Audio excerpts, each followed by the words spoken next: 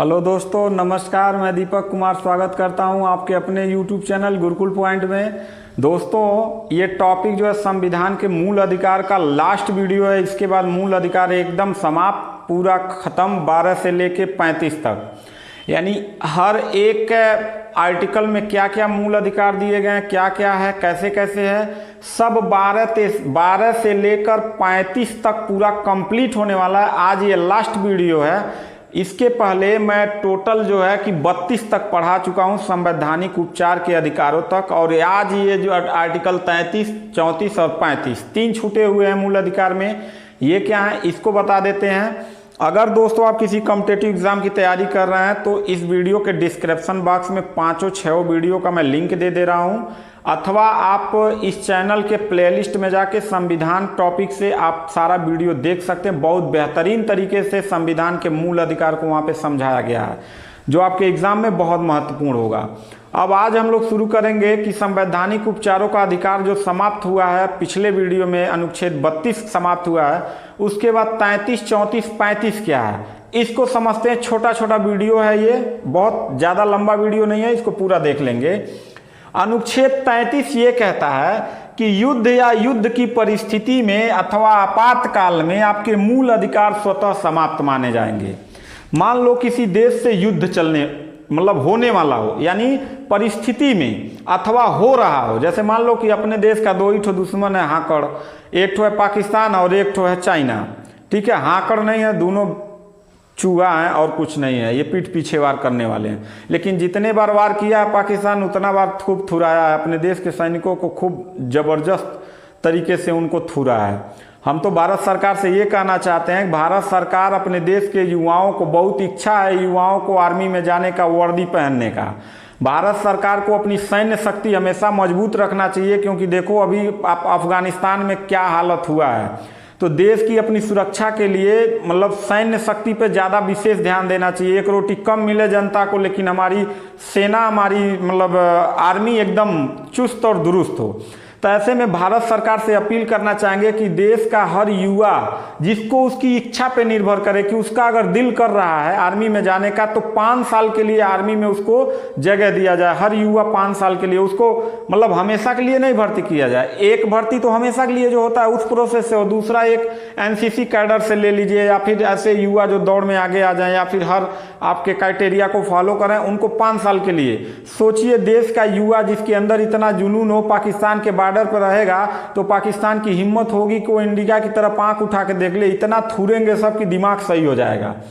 तो यहाँ पे समझने वाली बात यह है कि युद्ध की परिस्थिति हो अथवा आपातकाल का समय हो तो आपके मूल अधिकार स्वतः समाप्त माने जाएंगे। जैसे मान लीजिए पाकिस्तान से युद्ध चल रहा हो या युद्ध का कंडीशन बना हुआ हो, तो देश में इमरजेंसी लग जाता है। जब तो ऐसे कंडीशन में आप क्या करेंगे कि जाके सरकार के खिलाफ प्रोटेस्ट करेंगे, हमको रोजगार दो, हमको नौकरी दो। नहीं कर सकते हैं बाबू, ऐसा नहीं कर सकते। उस समय आपका धरना देना, अभिव्यक्ति की आज़ादी और बहुत सारे जितने मूल अधिकार हैं सब आर्टिकल 20 और 21 छोड़ के सब समाप्त माने जाते हैं। ठीक है, तो याद रखिएगा कि अनुच्छेद 33 ये कहता है कि युद्ध या युद्ध की परिस्थिति में या आपातकाल में आपके मूल अधिकार स्वतः समाप्त कर दिए जाते हैं। अनुच्छेद 34 कहता है कि सैनिक कानून लागू होने पर मौलिक अधिकार स्वतः समाप्त माने जाते हैं। जैसे जब धारा 370 खत्म होने वाला था जम्मू कश्मीर में, तो गृह मंत्री अमित शाह ने क्या किया था, अब भाई वहाँ पे सैनिक कानून लगा दिया गया, कर्फ्यू वर्फ्यू लग गया। अब ऐसे कर्फ्यू लगने में जो वहाँ के अलगाववादी नेता थे, जो जहरवा उगलते हैं, पाकिस्तान का खाते हैं और इंडिया के खिलाफ जहर उगलते हैं, उन सब को गिरफ्तार कर लिया गया बिना वारंट के, बिना बताए। और वो भी 24 घंटे के अंदर न्यायाधीश किसी के पास नहीं, नज़रबंद कर लिया गया। क्यों?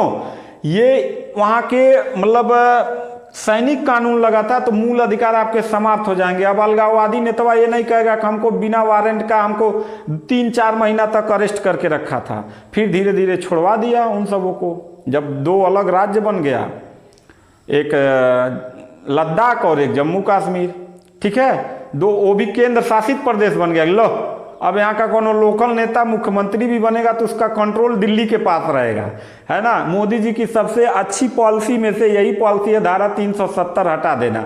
भाई झंडा पूरे देश में एक सिर्फ तिरंगा लहरना चाहिए। जम्मू कश्मीर में अलग लहरता था, वहाँ कोई जमीन नहीं ले सकता था, अब जाके रह सकता है, जमीन ले सकता है, ठीक है, वहाँ अलगे संविधान चलता था। ये कैसे हो सकता है भाई? तो मोदी जी की अगर अच्छी पॉलिसी में गिनती की जाए तो धारा 370 हटाना मेरा व्यक्तिगत राय है कि मतलब बहुत अच्छा काम किया था। तो वहां पे जब सैनिक कानून लागू हो तो वहां पे मौलिक अधिकार आपके स्वतः समाप्त माने जाते हैं। अगला कह रहा है मौलिक अधिकार में संशोधन का अधिकार किसके पास होगा बाबू? संसद के पास होगा।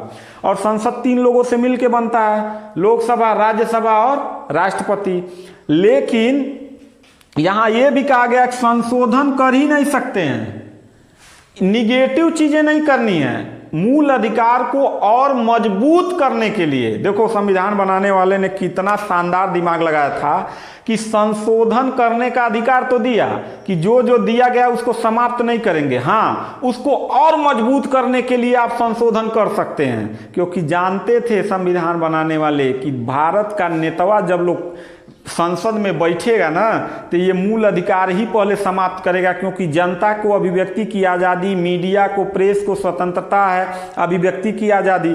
तो सरकार के जितना घोटाला होता है वही सब बताते हैं। तो अगर इन नेतावा लोगों का घोटाला बताने वाले मीडिया और मतलब सोशल मीडिया और आम जनता से अधिकार समाप्त कर लिए जाएंगे तो बताने वाला कोई रहेगा ही नहीं। फिर लूटो खाओ, चोर चोर मौसेरे भाई, तुम भी लूटो हम भी लूटे, 5 साल तुम लूटो 5 साल हम लूटे। तो संविधान बनाने वाले गधई दूध पी के नहीं पढ़े थे, वो सब बहुत होशियार थे और वो सब जानते थे कि 100-200 साल बाद अगर इन नेतावा लोगों को इस तरीके जंजीर में नहीं बांध के रखेंगे तो देश के लोगों का खूनवा निकलवा के बेच देगा। अपने देश का नेता ना मतलब क्या बोलते हैं उसको, दंगा फंगा में बहुत कम रहता है, खाली 80% लूटपाट में ज़्यादा रहता है। पाकिस्तान में चले जाओ तो इतने इतने छोटे बच्चों को क्या करता है, बम बनाना सिखाता है, बंदूक चलाना सिखाता है। अपने देश का नेता ये सब नहीं करता है, खाली घोटाला में रहता है। तो उसको घोटाला कैसे मिलेगा? आपकी अभिव्यक्ति की आज़ादी को समाप्त कर देगा। तो यहाँ कहा गया, अनुच्छेद 35 कहा गया कि मूल अधिकार में आप संशोधन कर सकते हैं। संसद के पास कानून अधिकार है कि वो संशोधन कर सकता है, लेकिन निगेटिव नहीं, नकारात्मक नहीं, सकारात्मक, यानी मूल अधिकार को और मजबूत बनाने के लिए आप संशोधन कर सकते हैं। लेकिन अगर निगेटिव बनाने के लिए कर दिए तब सुप्रीम कोर्ट बैठा है भैया, एकदम उससे बड़ा अदालत कोई नहीं। एक के बाद लिख के दे देगा ना कि भारत का प्रधानमंत्री अयोग्य है, और ये भैया रे भैया गए, मोदी जी भी गए। नवाज शरीफ को वहाँ का सुप्रीम कोर्ट ने मतलब एक बार लिख दिया कि नवाज शरीफ जो है कि प्रधानमंत्री बनने लायक योग्य नहीं, अयोग्य है, अयोग्य घोषित कर दिया सुप्रीम कोर्ट ने, भाग गया उस देश छोड़ के। ठीक है, तो सुप्रीम कोर्ट के पास ज़्यादा दादागिरी न करिए। एक बार कलम डुलाया तो गए, प्रधानमंत्री गए, उनका मंत्रिमंडल गया, सब गए। सुप्रीम कोर्ट के पास इतना पावर है, इसीलिए सुप्रीम कोर्ट को मूल अधिकार का संरक्षक कहा जाता है। गारंटी लेता है वो कि मैं आपके मूल अधिकार की रक्षा करूंगा। कोई भी गड़बड़ी नेतवा लोग किया तो तुरंत सुप्रीम कोर्ट क्या करेगा? सस्पेंड, निलंबित। यानी मूल अधिकार में संशोधन आप कर सकते हैं, अधिकार है, कानून बनाइए, लेकिन वो मूल अधिकार को और मजबूत करने के लिए सकारात्मक दृष्टिकोण से। समझ में आया? ये था दोस्तों अनुच्छेद 33, 34, 35। मैं अब समझ रहा हूँ कि जितना 12 से लेके 35 ये मैं पढ़ाया हूँ आप सबको समझ में आ गया होगा। अगर आप ये पहली बार वीडियो देख रहे हैं तो इसके 6-7 पार्ट वीडियो बने हैं, वो जाके देख लीजिएगा। बहुत शानदार तरीके से आपको समझाया गया है। और आपके कॉम्पिटिटिव एग्जाम में अगर मूल अधिकार से कोई भी क्वेश्चन पूछेगा तो अगर 6-7-8 वीडियो आप देख लिए तो एक भी क्वेश्चन गलत नहीं होगा, इसकी मेरी गारंटी है। वीडियो आपको कैसा लगा कमेंट करके जरूर बताइएगा। तो मिलते हैं नेक्स्ट वीडियो में, तब तक के लिए थैंक यू, धन्यवाद।